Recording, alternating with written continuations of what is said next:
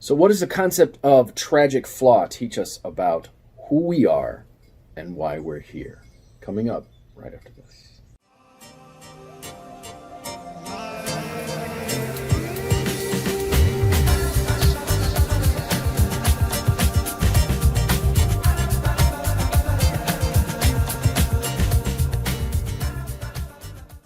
Back when I was spending a lot of time in my youth studying story and studying fairy tales and studying plays and really looking through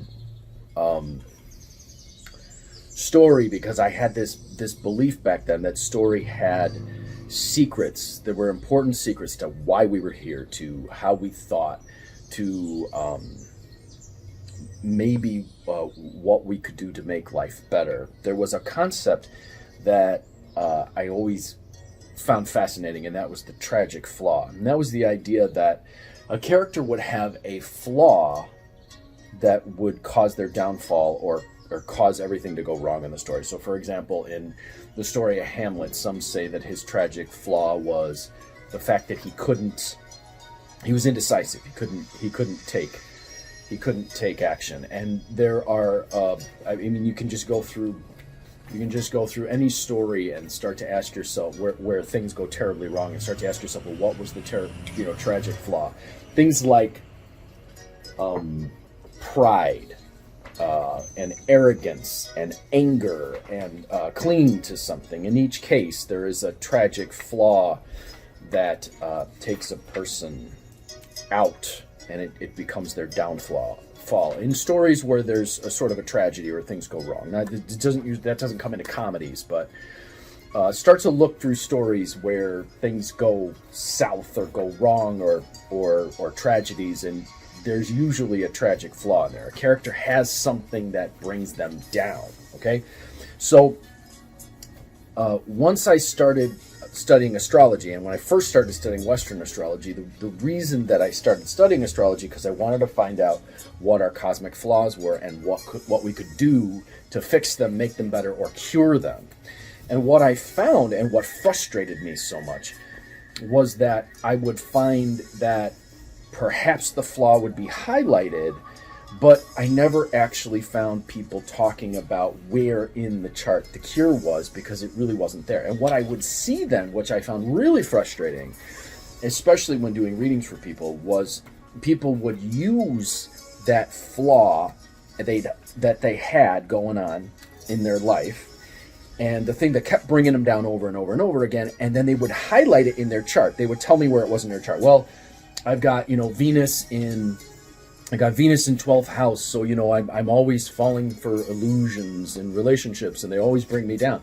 And then they would use it as an excuse to continue to doing the behavior, instead of saying, okay, well, what's the antidote to this? What's the cure to this? Okay, so that was really what frustrated me so much about a lot of the astrology and tarot readers and things like that. They'd come up with they'd kind of hint at what the tragic flaw was, but they wouldn't actually have a solution for it. Now, if you take a grander view of this, like we do in Tibetan Bon, once I started studying Tibetan Bon, I found a grander view that actually made me go, oh my gosh, what if this is the case? And then explained things much better and gave me something sort of to work with. So what if this story, this fairy tale that you're in right now, this play that you're in right now, this movie that you're in right now, this sitcom that you're in right now, I mean, you even see tragic flaws in sitcoms, like if you guys remember the show Frasier, his tragic flaw was his pride. It always bit him in the butt. You can probably go through whatever your favorite, Homer Simpson's tragic flaw is his ignorance. It's always biting him in the butt. And in that case, Lisa Simpson's is stubbornness. She's stubborn, and her superiority always sort of bites her in the butt.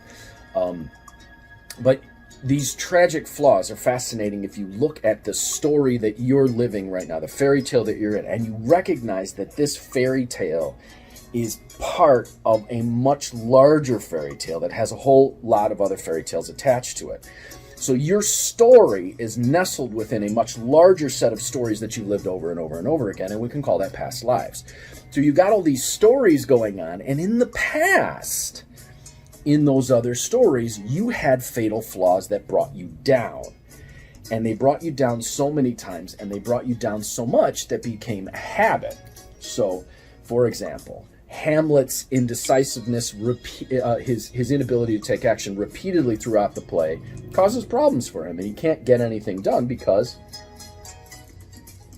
he's indecisive, and it's his habitual pattern. It keeps happening again and again and again. In those stories where the character's problem is pride, their pride continually bites them in the butt. And if it's a really tragic flaw, they never understand, they never see it, and it eventually causes their downfall. So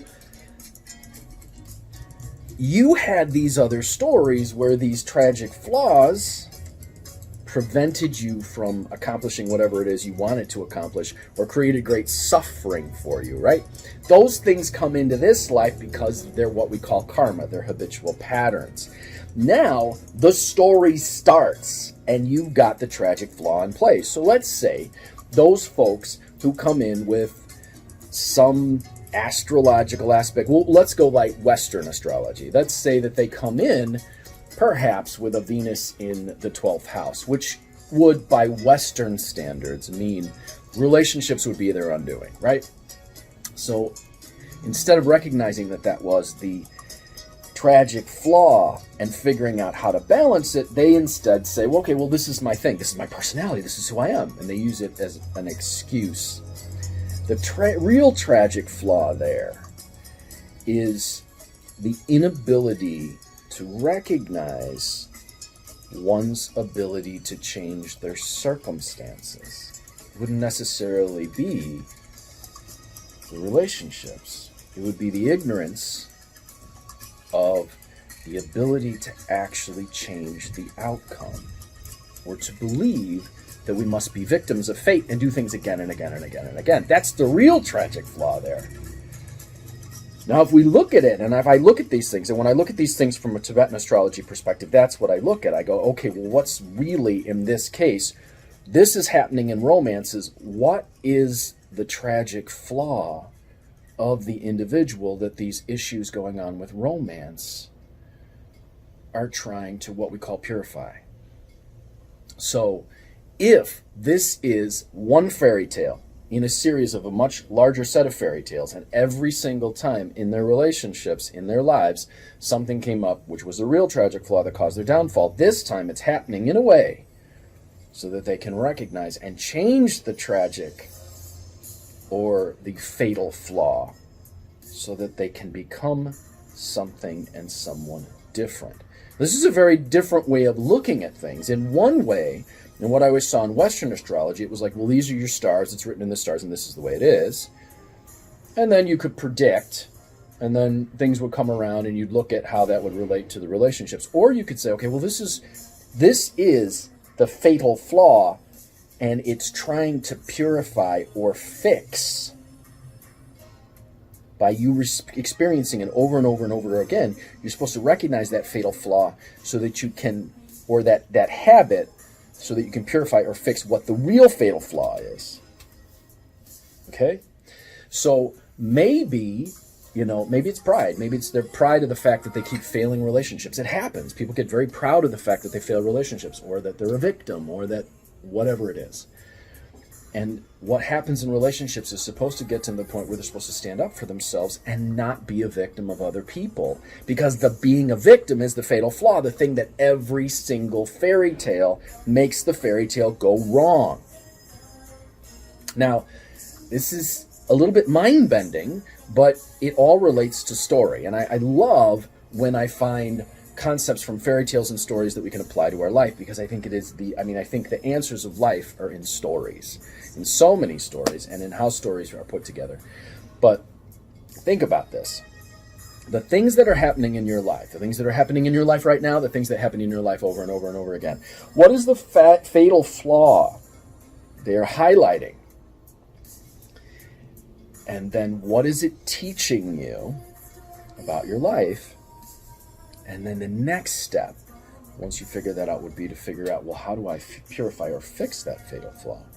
So the person, for example, who keeps getting in bad relationships, maybe what that's trying to get them to wake up and see is that they should stop looking. They have been looking for something outside of themselves over and over and over and over again.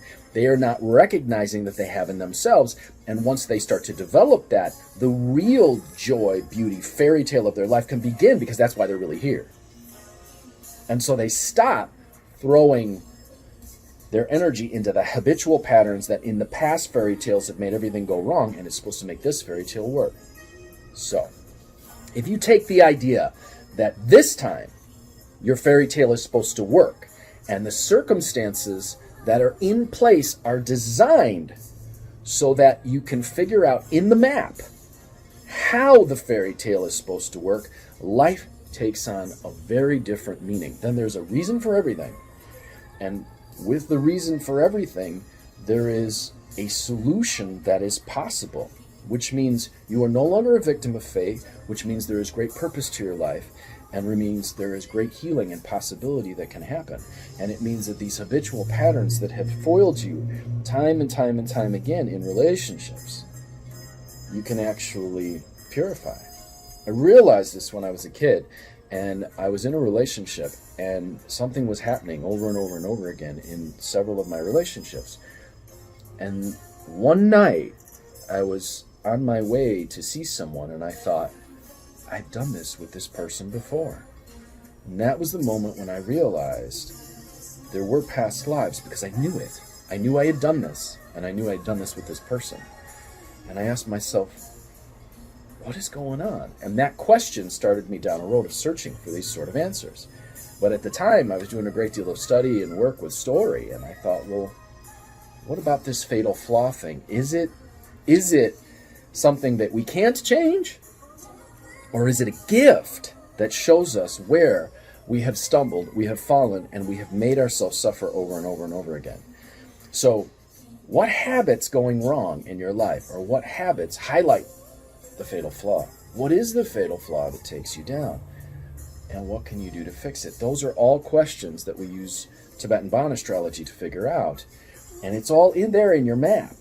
But if you take the Western approach that, well, this tells me about my personality, and I'm destined to keep ruining myself through relationships, or I'm destined to have bad health, or I'm destined to, because of this, and this, well, then you're throwing your opportunities away, because there's really a lot more that you can do. And there's a lot more to these things that we think are just fatal flaws. I'm Lucky Links, as always, wishing you success and good fortune in all that you do. I hope this story concept illuminates some things for you, and I hope it brings you some clarity and some ideas on what may be going on here. If you would like to get a reading from me, 7793-028-009 or conjurehope@gmail.com. If you would like to learn how to read the tarot, I have a basic and advanced class going on right now. I can put you in their virtual classes. I have one in how to read playing cards. I have an advanced playing card reading course that's starting in April that people have already signed up for. Mexican Loteria, how to read the Mexican Loteria cards, two on Lenormand, did I say that? Lenormand Basic and Lenormand Grand Tableau, and one in Crystal Ball Scrying. If you'd like to take any of those classes, contact me, 779-302-8009 or conjurehope@gmail.com. If you would like to get your Tibetan Astrology Chart done and we find out what's going on and how this particular fairy tale that you're in right now is trying to fix the fatal flaws that in the past have messed you up. And remember, if you don't fix them, if you don't change them, you will be in another story where those fatal flaws come up again until you decide you're going to fix them. If you want to contact me, 779-302-8009 or conjurehope@gmail.com. We can do your Tibetan Astrology Chart. And for those of you who've donated, I really appreciate it. Thank you so much. If you'd like to donate, because these videos make you think, and I'm going to put my PayPal, my Venmo, and stuff below. Remember, there's a reason for everything in your life, and in some cases, that thing that seems like it's the tragic flaw is actually the biggest gift, because it's trying to show you what habits have foiled you every time. And this time, what if this time, you're supposed to get the fairy tale right?